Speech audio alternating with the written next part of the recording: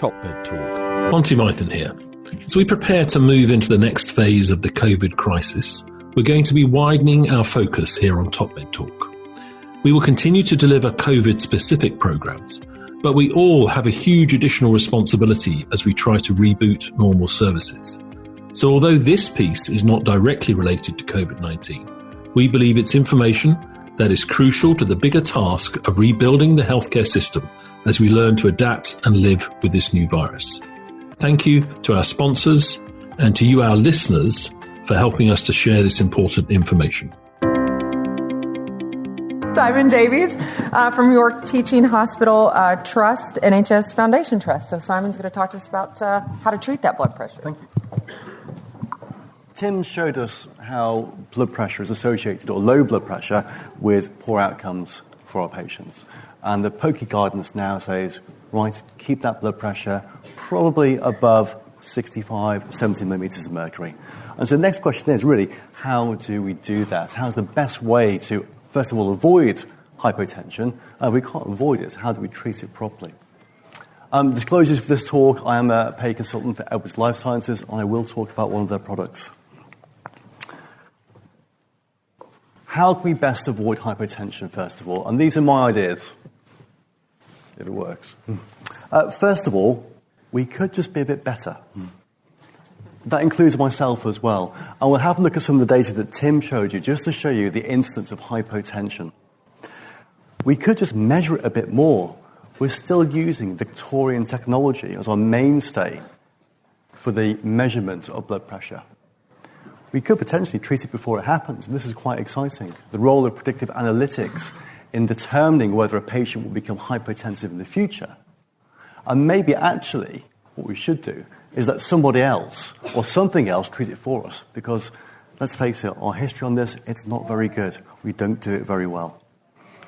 In terms of treating blood pressure, that's another problem as well. We're a little bit paralyzed by the amount of information that we have to make rational decisions as to the underlying cause of hypotension and whether the treatment we're going to use will have the right effect. So first of all, why do we need to be a little bit better? And this is the same study that Tim showed you in the last talk. It's 15,000 patients, retrospective. Very simply, they just capture the incidence and duration of blood pressure. And if we look at relative extremes that intuitively we know aren't good for patients, so a drop in our blood pressure by 40%, either systolic or MAP. Half of patients have this for 1 minute. And you know what? I can buy that. We're all a bit heavy-handed with the propofol sometimes, regional anaesthesia, clamps come off, but low BP for a minute, we treat it. Okay, that's probably unavoidable hypotension. But 25% of patients had this level of hypotension for 10 minutes or more. So we've halved the blood pressure and we've let it happen for 10 minutes. That is not unavoidable hypotension. That is just not treating it. Okay? And that becomes our fault. And as Tim was saying, most or a third of hypotension is from induction of anesthesia to finding the surgeon in the coffee room. We are culpable for this amount of low blood pressure. And it causes harm, and that's what we forget. But this was 12 years ago. We are progressive, we are educated, and we change. We roll with the time. So that does not reflect what we do now. Only it turns out it does. I randomly picked this, not because of the instance of hypertension. It just reinforces what we already know. This is from the NHS, or from the Sprint Audit of Practice, from the hip fracture database. We've jumped forward from 2007 now to 2015.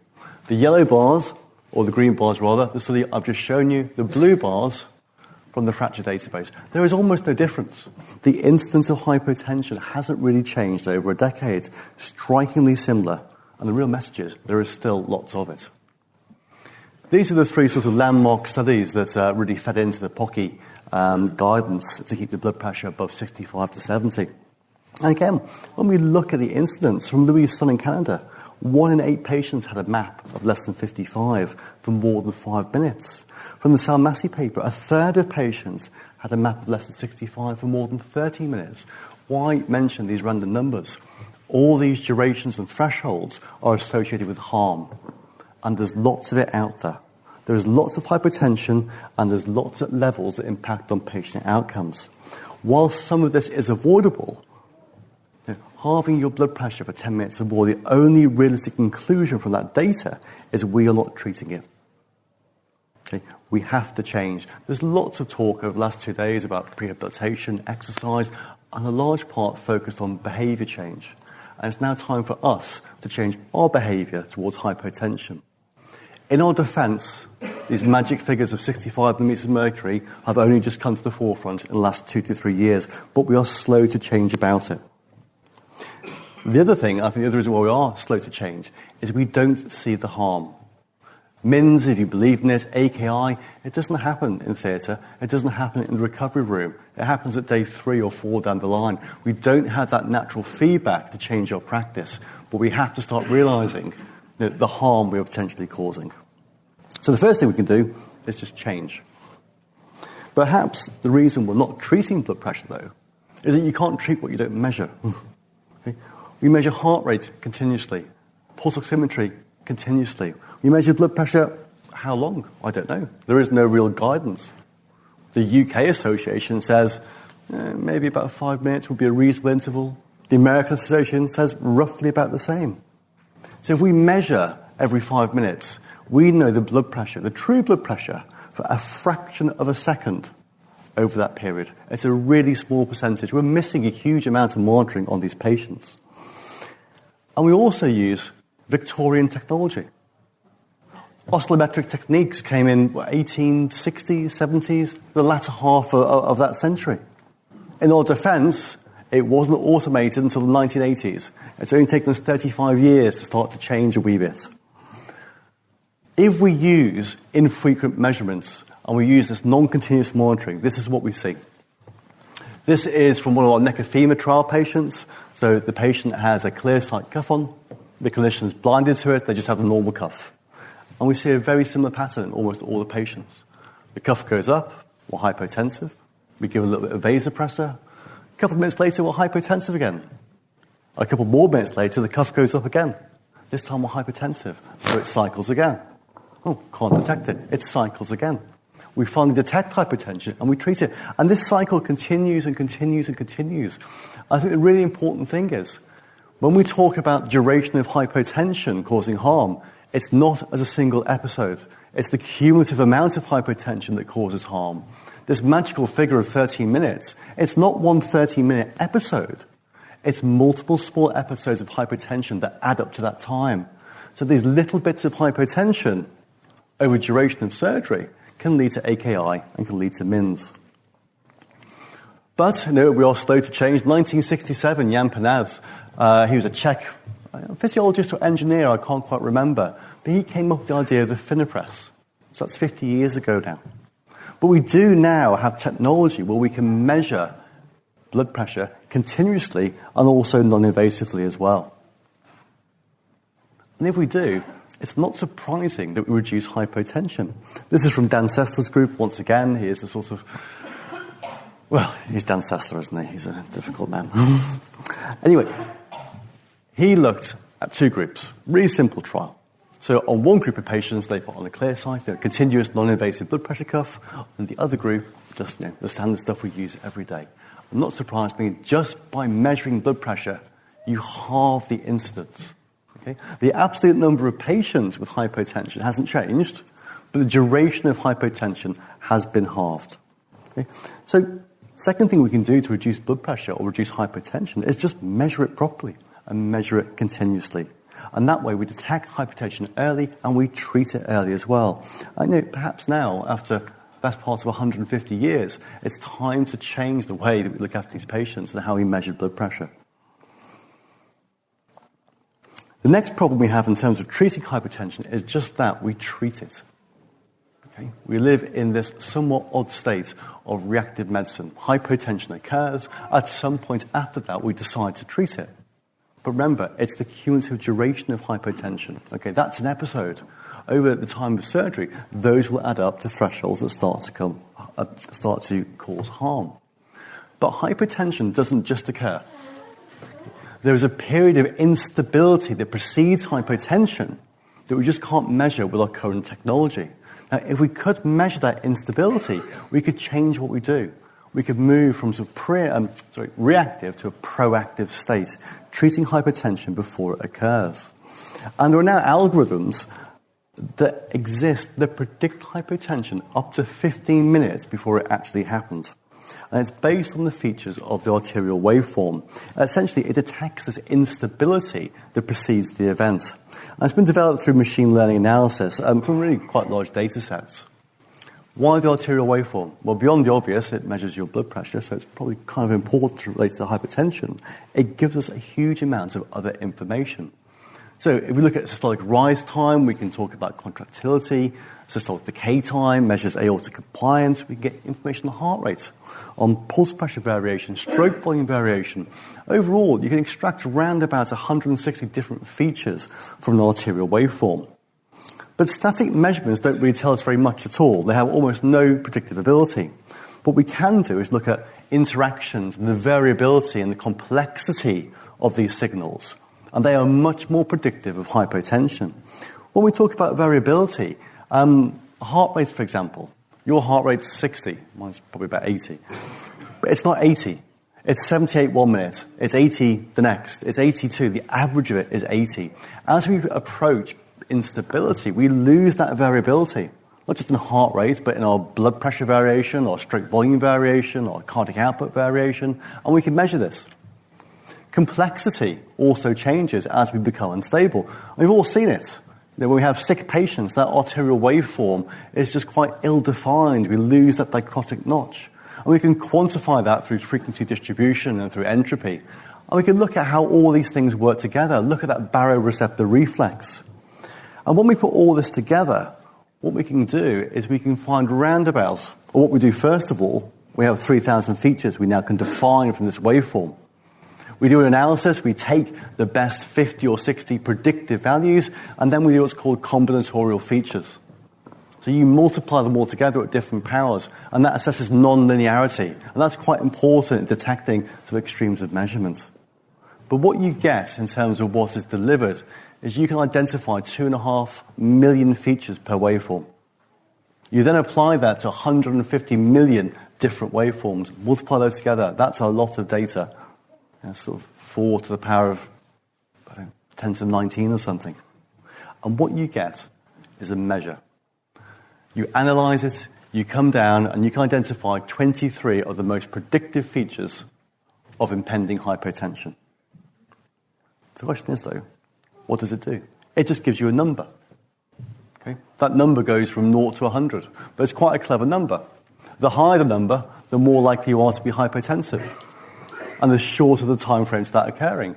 The lower the number, the less likely you are to be hypertensive. And if it does occur, it will occur at some point into the future. So this is data from our hospital and from Thomas Shireen in Groningen. So it's 260 patients. They've all had goal-directed fluid therapy, and they've all had HPI put on, but not treated with it. So you can see here, if your HPI is between 20 and 29, then your chance of being hypotensive is about 30%. And if you do go on to be hypertensive, that's about 9 minutes in the future.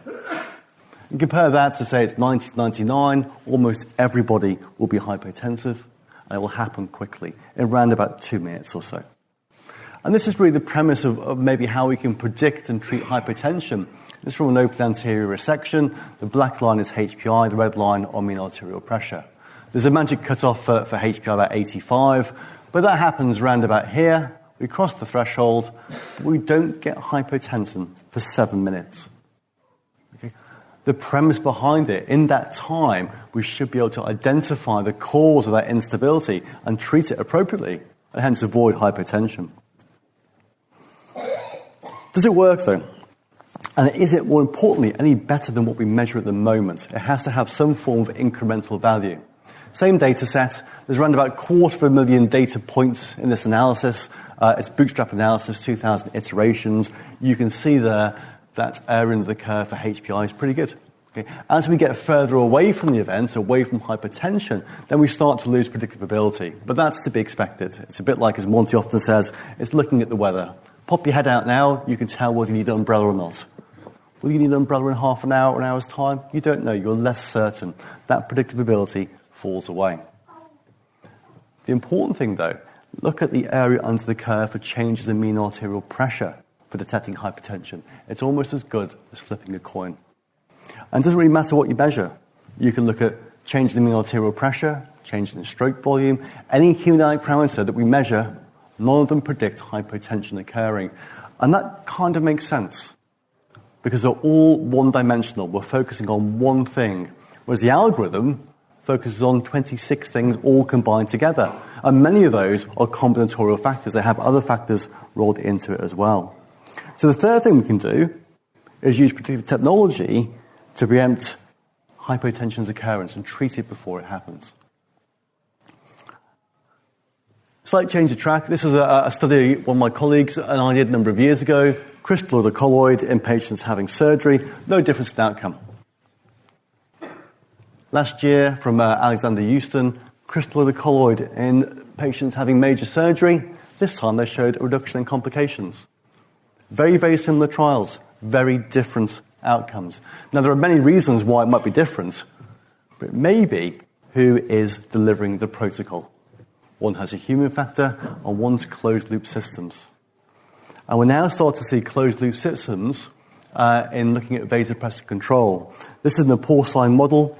So the blue ones here are our control subjects, and we change blood pressure by changing sodium nitroprusside drips.